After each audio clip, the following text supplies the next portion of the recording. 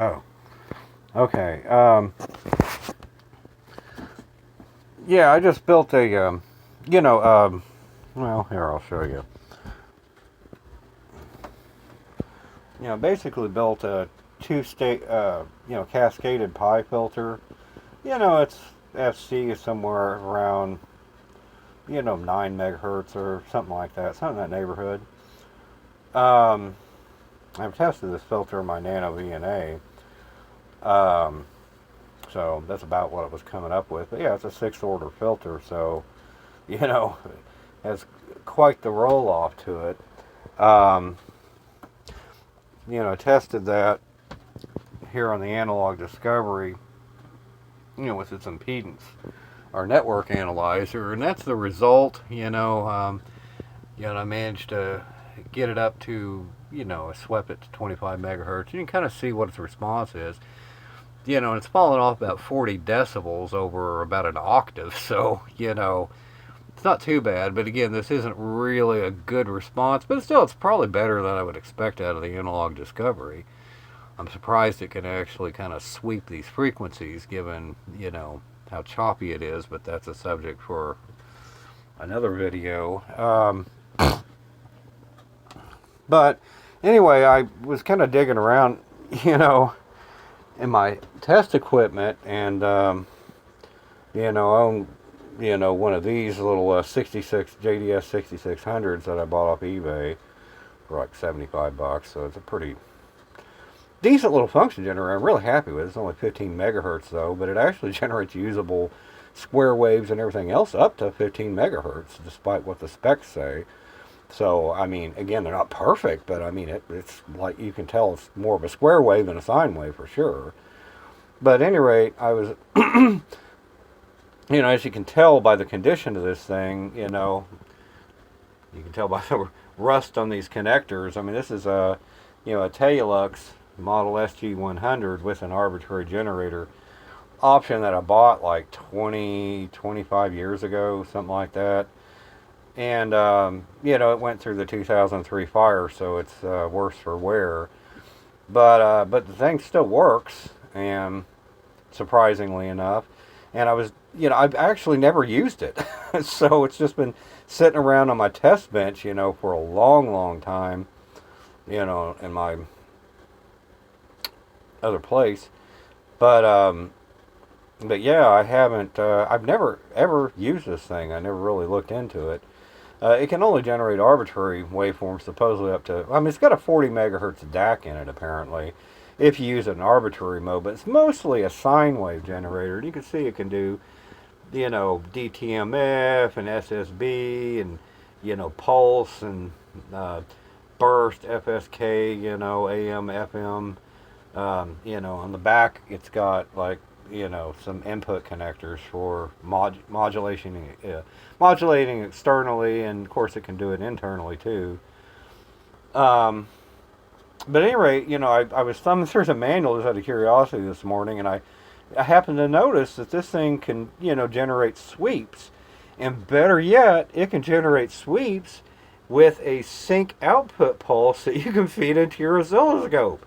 So all these stupid function generators, these idiots that come up with these things, never thought to build something like that into it. And I know a lot of people on the internet have an issue and are confounded by the fact that these stupid things, if you put them in sweep mode, will not generate, that kind of a frequency. But at any rate, I got it all hooked up to the function generator, with the signal input and the, my scope probe and another scope probe there, and I've got the sync output going into my oscilloscopes, which is a Handtech. As you can see what it is, it's going to the external input, and I'm using the 2 channels to monitor it, but there's the result. So, so you can see on the top trace, that's our input signal. I don't know why it looks so funny. Haven't figured that out yet. But, here in the bottom of the green trace, is the actual output of the filter. And you can tell, I've got it in linear mode right now. So since it's in linear mode, you can kind of estimate, it's about 1.3 megahertz or so per division. So yeah, it works out to 8 or 9 megahertz, where you can see it to start to fall off. And since this is a sixth order filter, it actually has a big sharp roll off curve. You wouldn't get that with a first order filter, but I can change it to let's see, to log mode, and there's what it looks like in log mode. But good luck trying to figure out what that frequency is without getting out some serious calculators. But the point is that this thing can do log or linear mode, and I was quite tickled that all these years I actually had this on my bench and I didn't know better. So and let me show you.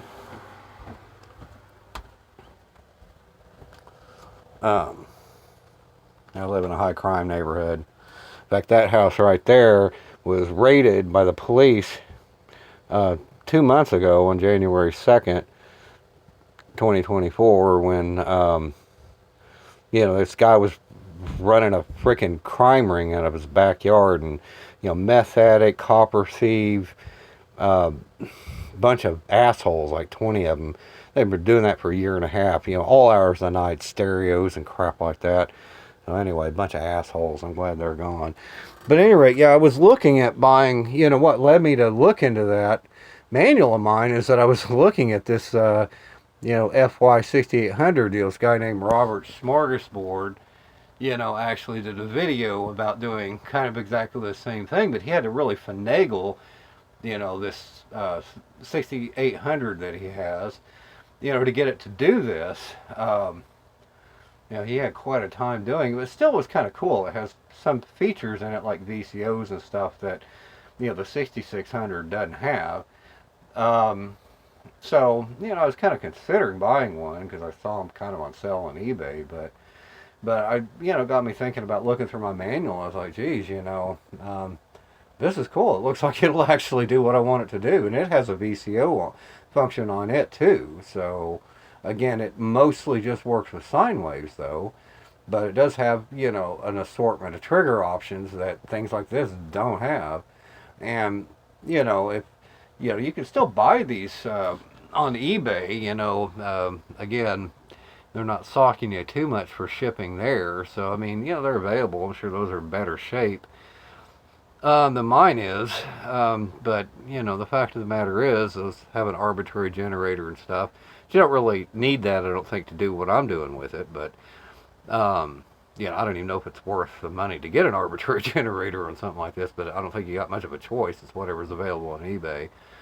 But anyway, these are out there, and, so, for not too terribly bad of a price, so you could, pick one of those up if you really need that functionality for some reason. But it generates a nice stable sine wave, though. It's still pretty impressive. So, but at any rate, I just thought I'd show you that and show you that maybe you could buy one too, if you're really wanting that functionality, because it's just built right in. You just need, a few cables with that thing, and you're off to the races. So, like I said, this isn't a high-end scope, so I mean, it's like I said, you don't need something fancy like old Robert Smorgasbord had used there. So, anyway,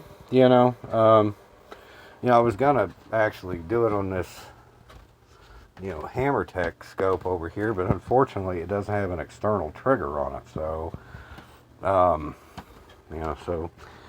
oh well. But anyway, I got it to work on that other scope.